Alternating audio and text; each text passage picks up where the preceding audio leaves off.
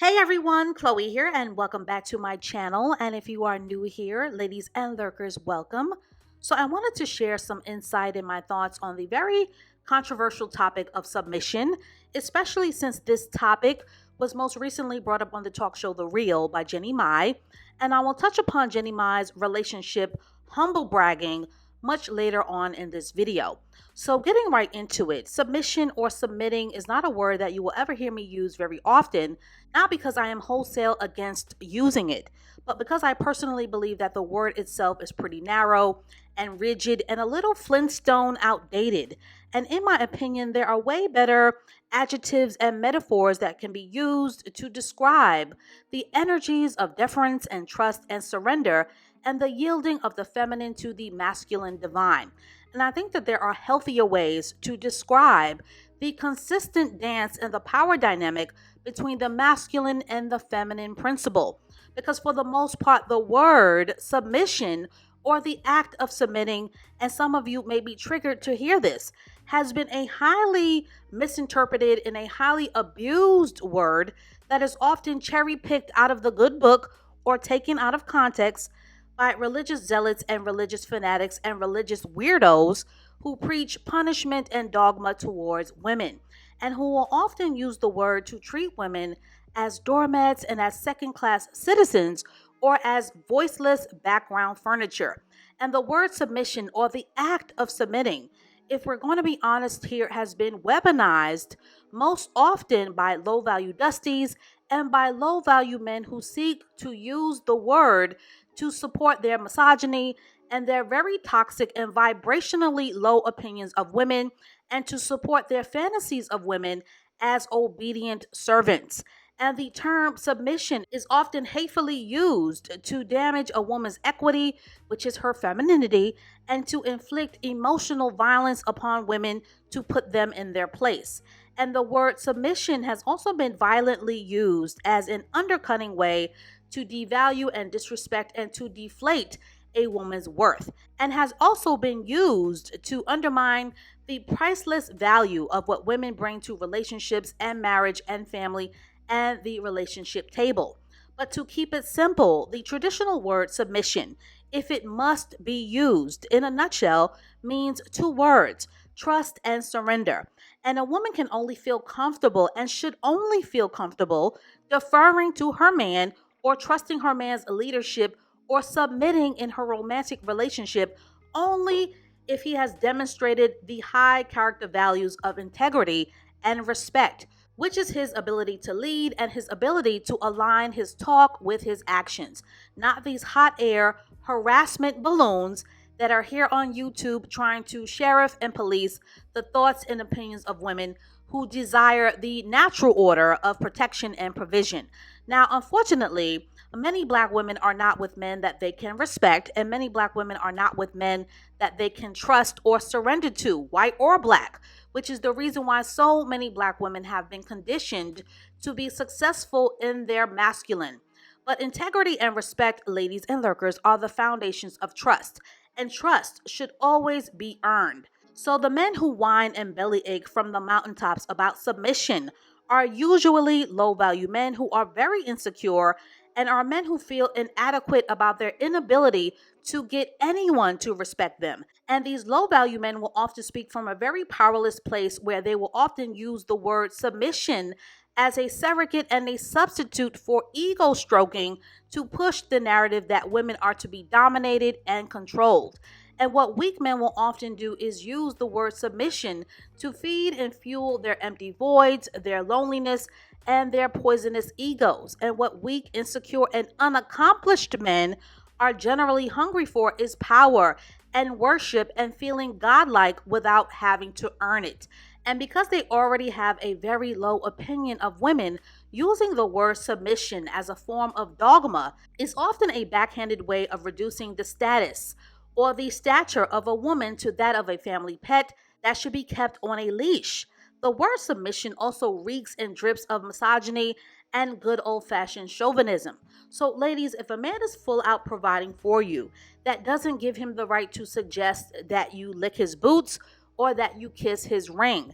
And submission does not mean that your life purpose as a wife or a life partner or a girlfriend means jumping from the kitchen to the bedroom and from the bedroom to the kitchen, which again are the fantasies of powerless men who blather on about submission. The men who need worship from women are the men who are chasing the temporary, powerful feeling of having a strong pimp hand.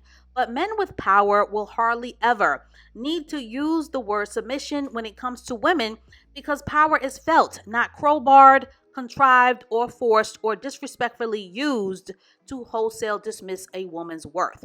So, those are my thoughts on the act of submitting. And as you can tell, I am not too fond of the way the word is often used. And yes, the man is the head and the woman is the neck, but I just don't consider the word submission to be a very progressive way to describe the fullness of the masculine and the feminine principle. So, moving on, I wanted to discuss a very highly sensitive topic that I think would be a helpful discussion in the comment section when it comes to relationship humble bragging and all learning how to respond when a woman is experiencing the happiness that we as women, particularly Black women, have often desired and wanted for ourselves. So, in the case of Jenny Mai, there are a few triggering things that are not being addressed that need to be unpacked. So, we discussed the topic of Jenny Mai's admission to wanting to submit to her soon to be husband, Jeezy, over at Hypergamous Hive, which you all should be following because it is a great community and we have a lot of fun. And from many of the comments, you can tell that a lot of women have shared their thoughts and are entitled to have their own definitions of what it means to be submissive in a marriage. Now, in the case of Jenny Mai, while I believe that she is just an overjoyed woman who's found love, I do feel that she has been a bit insensitive to her urban audience by blathering on about her relationship by neglecting the elephant of race in the room. And the Kardashians are also highly guilty of this very tone deaf and race and color blindness insensitivity as well. So, for the most part, I believe that Black women have gotten 1,000% better, no, 1,000,000% better in making their anger expensive by not responding and by not reacting to the triggered feelings of seeing successful and or accomplished Black men or Black men with a high net worth with other races of women. But because of history and because of the gaping gap of high quality suitors and because of the dearth of quality Black male providers and protectors to submit to or to rest in our feminine with, the statistical burn and the historical hurt will always be present for Black women to digest and swallow and process.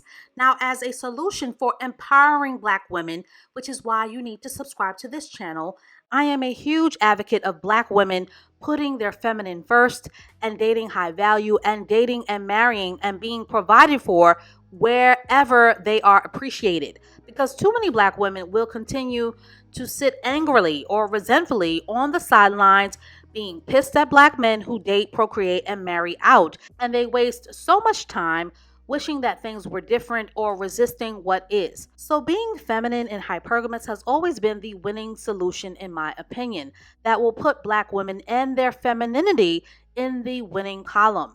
However, with that being said, that doesn't take away from the daily full frontal visual assaults and the social media narratives that Black women are exposed to daily. And I think that Jenny Mai should just be a little bit more sensitive about her relationship humble bragging because her show The Real caters to an urban demographic and she should be business savvy enough to know that there will always be some sort of blowback for any expressed opinion about her upcoming nuptials. And she should be savvy enough to understand that some Black women who see her winning with a Black man or having the ability to submit or rest in her feminine with a Black man will always see it as a loss for themselves, even when said Black man is a so-called rich dusty who has a clown car full of baby mamas.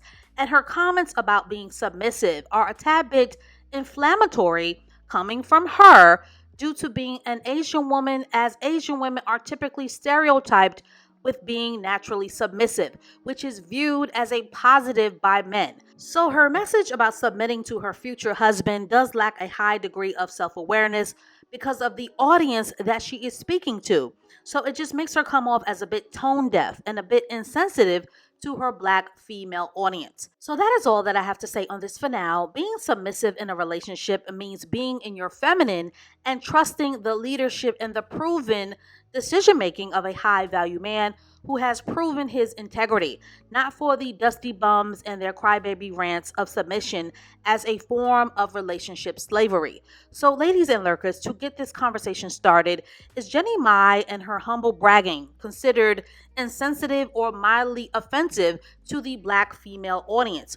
Or is she just a happy woman who has found love at the age of 41? And do other races of women owe social media sensitivity to black women when they are dating, marrying, and procreating with black men? And should other races of women keep quiet about their relationship happiness? Or do other races of women owe black women the suppression of their thoughts and feelings when they are with black men? And would Jenny Mai's admission of wanting to submit in her marriage be better received if her message came from the mouth of another black woman? Or would it make no difference at all? So, as always, I look forward to your comments below and stay tuned for more feminine discussions to come. And I will catch up with you, ladies and lurkers, in the next one.